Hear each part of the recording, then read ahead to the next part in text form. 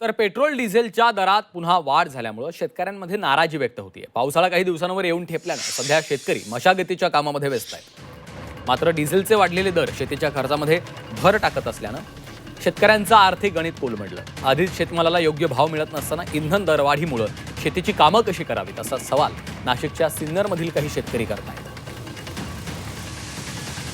इतकं डिझेल वाढलंय काही मापणे आम्हाला परवडत सुद्धा नाही राहिलं। आता 6 महिने डिझेल पेट्रोल वाढून राहिले, शेतकऱ्यांनी काय करायचं? आत्महत्या करायची पाळी आली अक्षरशः।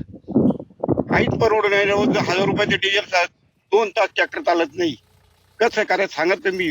निकट डिझेल वाढीत आहे, पेट्रोल वाढीत आहे। आता पेट्रोल परवडत नाही, एवढं महाग झाल्यानंतर काय करायचं शेतकऱ्यांनी म्हणा, सामान्य माणसांनी म्हणा। पीक नाही, पाणी नाही, दुष्काळच आहे, दुष्काळाला सामोऱ्या जायचं। त्याच्यानंतर पिकांना भाव नाही। आता कांदा माती मोल विकू राहिला, कांद्याला समजा 1 एकर कांदा लावला तर 50,000 रुपये खर्च येतो। त्याच्यावर करायचं काय? शेतकऱ्यांना शेवटी जीव द्यायचंच काम राहतं, दुसरं काय मग?